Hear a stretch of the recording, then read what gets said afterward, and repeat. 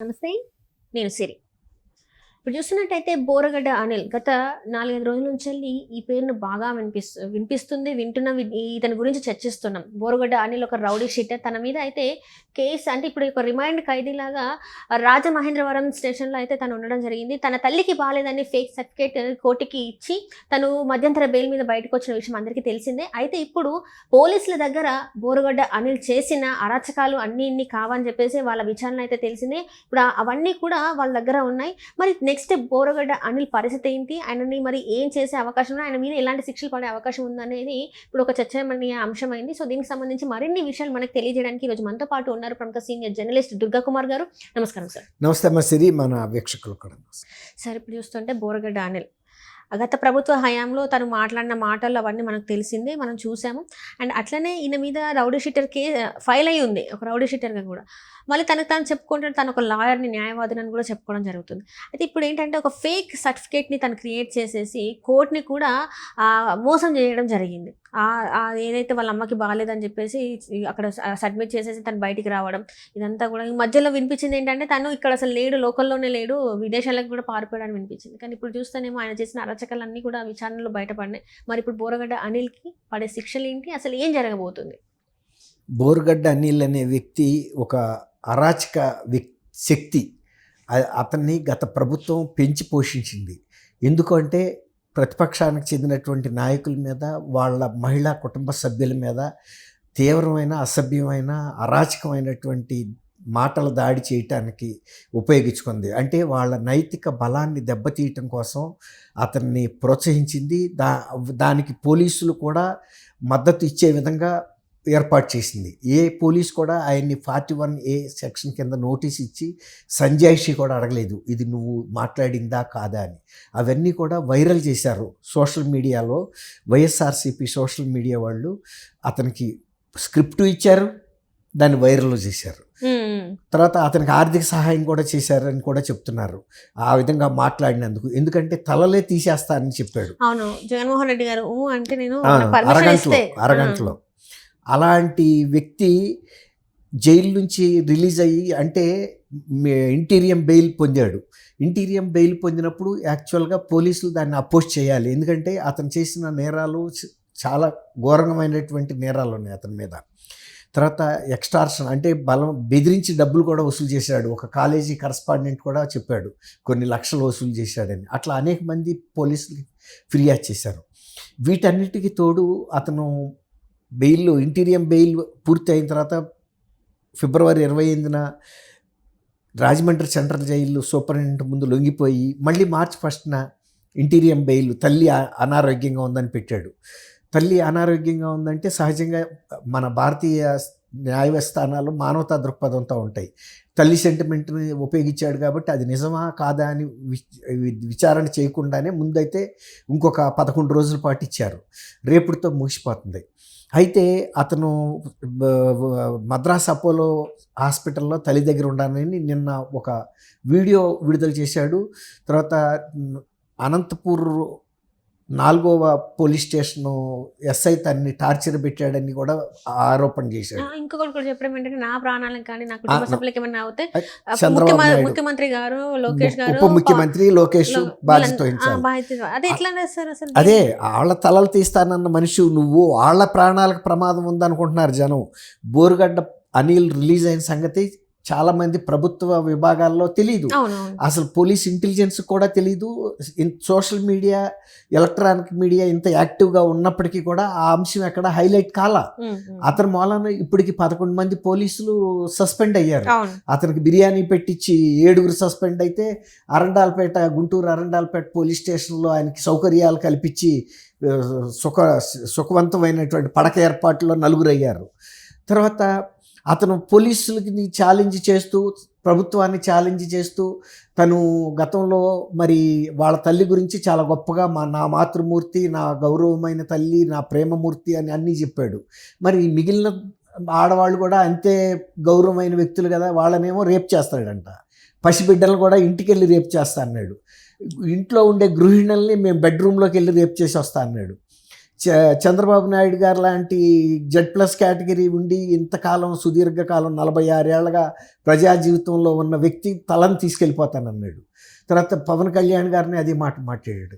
తర్వాత అంబేద్కర్ గారి నేను వారసుడిని అని చెప్తున్నాడు, ఆయన అభిమాని అని చెప్తున్నాడు. అంబేద్కర్ గారు ఇలాంటి రాజ్యాంగం ఇట్లాంటి మాటలు మాట్లాడమన్నాడా? ఇతర వ్యక్తులకు కూడా పూర్తి స్వేచ్ఛ, ఆయనకి ఎంత స్వేచ్ఛ ఉందో వాక్ స్వాతంత్రం, అవతల వాళ్ళకు కూడా బ్రతికే స్వేచ్ఛ ఉంది. అలాంటి వాళ్ళని అవమానకరంగా మాట్లాడటం, బెదిరించే దూరంలో మాట్లాడటం, ప్రాణం తీస్తానని హెచ్చరించడం, అంబేద్కర్ గారు ఎక్కడన్నా ఇట్లాంటి రాజ్యాంగం రాశాడా? తర్వాత ఇంకోటి చెప్పాడు, నాకు న్యాయం పట్ల చట్టం పట్ల గౌరవం ఉందని. కానీ న్యాయం పట్ల గౌరవం ఉండేవాడు అయితే నువ్వు ఈ విధమైనటువంటి తప్పుడు సర్టిఫికెట్లు న్యాయస్థానం ముందు సబ్మిట్ చేస్తారా ఎవరైనా? తర్వాత నేను జగన్మోహన్ రెడ్డి గారు నాకు తల్లి తండ్రి దైవం అంటున్నావు. జగన్మోహన్ రెడ్డి గారు నిజంగా నీకు తల్లి తండ్రి దైవం అయితే నిన్ను ఇలాంటి అరాచకమైన పనులు చేయమని ప్రోత్సహిస్తాం? మన బిడ్డలను మనం కత్తిచ్చేవాడన్నా చంపి రమ్మంటావా? చంపొస్తే కూడా ఇంటికి వస్తే ఏం చేస్తాం? తీసుకెళ్లి బిడ్డలను పోలీసులకు అప్పచెబుతాం, బాధ్యత గల తండ్రి అయితే. అదే కనుక బాధ్యత గల తక్కువ తండ్రి అయితే వాడిని దాచి పెడతాడు, మళ్ళీ ఇంకొక నేరం చేయడానికి ప్రోత్సహిస్తాడు. అలాంటి తండ్రి జగన్మోహన్ రెడ్డి. అతన్ని ఆ రోజున మాట్లాడినప్పుడు ఆయన ప్రభుత్వం ఉంది, ఆయన ప్రభుత్వంలోనే ఆ కేసు బుక్ చేయాలి. అతను ఎవడన్నా కానీ నీ పార్టీ అయితే అవ్వచ్చు కాక, కానీ ఇట్లాంటి వాళ్ళందరినీ ప్రోత్సహించడం వలన అల్టిమేట్గా ఆఖరిగా జరిగిన ఫలితం ఏంటంటే జగన్మోహన్ రెడ్డి పదవి కోల్పోయాడు.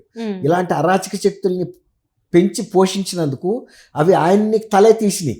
ఇతరుల తల తీసేమాట తర్వాత జగన్మోహన్ రెడ్డి తల ఎగిరిపోయినట్టే కదా రాజకీయంగా. ఇంకా తన జీవితంలో కూడా కోలుకునే పరిస్థితి లేదు. ఇంకా ఇప్పుడు కూడా ఇంకా ఆయన్ని ప్రోత్సహించే, ఇట్లాంటి శక్తులను ప్రోత్సహించే పని మీదే ఉన్నాడు.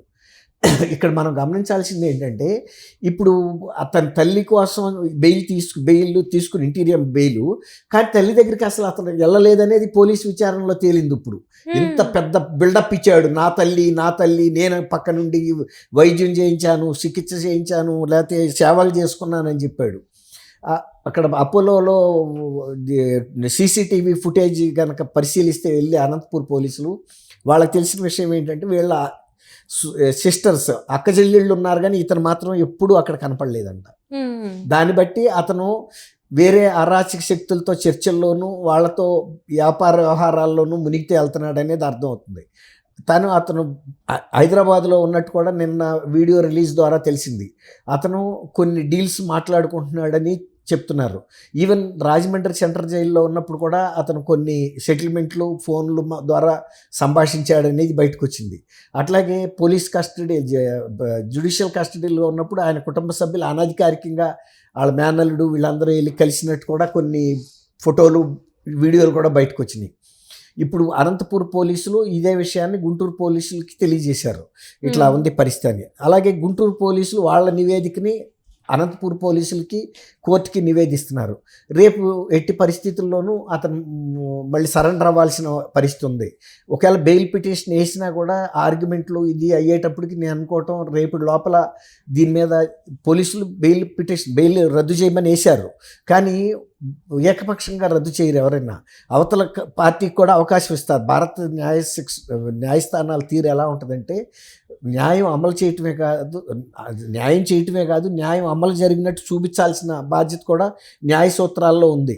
కాబట్టి వాళ్ళ కౌన్సిల్ని కూడా అడుగుతారు. ఇప్పుడు ప్రాసిక్యూషన్ వాళ్ళు మీ మీద ఇగో ఇట్లా పెట్టారు, మీరు అసలు అక్కడికి వెళ్ళలేదు, పూర్తిగా దుర్వినియోగం చేసుకున్నారు, ఒక ఫాల్స్ సర్టిఫికేట్ కూడా ప్రొడ్యూస్ చేశారని, ఫాల్స్ సర్టిఫికేట్ ప్రొడ్యూస్ చేశారని తెలిసినా కూడా అవతల వ్యక్తికి అవకాశం ఇస్తారు దాన్ని రుజువు చేసుకోవడానికి, ఇంకా నీ దగ్గర ఇంకా ఏమైనా ఆధారాలు ఉన్నాయా అని. కాబట్టి నేను అనుకోవటం ఇది రేపటి లోపల కూడా తేలే అవకాశం, ఇవాళే మర్చిపోయి, ఇవాళ ఎంత 11 కదా, 10 రేపుడుతో కూడా అయ్యే అవకాశం లేదు. రేపు బహుశా నేను అనుకోవటం పోలీసులు కూడా ఇతని మీద దృష్టి పెట్టారు, ఎందుకంటే పోలీసులకే ఒక ఛాలెంజ్ ఇచ్చినాడు. తర్వాత తన ప్రాణాలకి హాని ఉందనేది అనిల్ చెప్తున్న మాట వాస్తవం, కానీ అది చంద్రబాబు నాయుడు ద్వారానో పవన్ కళ్యాణ్ గారి ద్వారానో లేదు. జగన్మోహన్ రెడ్డి వాళ్ళ బాబాయిని రాజకీయ ప్రయోజనాల కోసం ఎలా ఉపయోగించుకున్నాడో ఇతను కూడా అలా ఉపయోగించుకునే అవకాశం ఉందనేది అతనికి అర్థమైంది, అతనికే అర్థమైంది, వాళ్ళ కుటుంబ సభ్యులకు కూడా అర్థమైంది. జగన్మోహన్ రెడ్డి కుటుంబ సభ్యులకు కూడా జగన్మోహన్ రెడ్డి స్వభావం అర్థమయ్యే విజయం గారి కిందటి ఎలక్షన్లో ఇక్కడ లేని కూడా లేదు. డాక్టర్ సునీతారెడ్డి గత ఎన్నికల్లో కూడా డాక్టర్ సునీతారెడ్డి, షర్మిల కూడా జగన్మోహన్ రెడ్డి వల్ల మాకు ప్రాణహాని ఉంది, ఇతన్ని ఓడించండి, మా ప్రాణాలు కాపాడండి, మిమ్మల్ని అర్థిస్తున్నామని కొంగు పట్టి అన్ని సభల్లో కూడా అడిగారు. అట్లాగే వాళ్ళు అడిగినట్టుగానే ప్రజలు కూడా వాళ్ళ కోరికను మన్నించారు. అది అతను ప్రాణాలు వాళ్ళ ఇది తప్పింది. కానీ సొంత బాబాయిని హత్య చేయటానికి తెగించిన వ్యక్తి, సొంత చెల్లెళ్ళని రాజకీయంగా చేయటానికి తెగించిన వ్యక్తి అయ్యి బోరుగడ్డ అనిల్ని ఎందుకు వదిలిపెడతాడు? కాబట్టి బోరుగడ్డ అనిల్కి ఒక భయం వచ్చింది. కానీ ఆ నిందని వీళ్ళ మీద వేయటానికి ప్రయత్నిస్తున్నాడు అతను. ఎందుకంటే జగన్మోహన్ రెడ్డి అంటే భయం, అతను ఎవరిని వదలడు. అతనికి తెలుసు, ఇప్పుడు అర్థమైంది. అతను ఒక రకంగా అడకత్తిరిలో ఇరుక్కున్నాడు. ఇప్పుడు జగన్మోహన్ రెడ్డిని నమ్మి ఇంత దూషణలకు దిగి ఇంత బెదిరింపులకు దిగితే వాళ్ళ జగన్మోహన్ రెడ్డి ఇతను గనక చంపితే ఆ నింద ప్రతిపక్షాల మీద పడుతుంది. కానీ జీవితం పోయేది అనిల్ది, రాజకీయ లబ్ధి పొందేది జగన్మోహన్ రెడ్డి. దీని గురించి నిందపడేది చంద్రబాబు, పవన్ కళ్యాణ్, లోకేష్.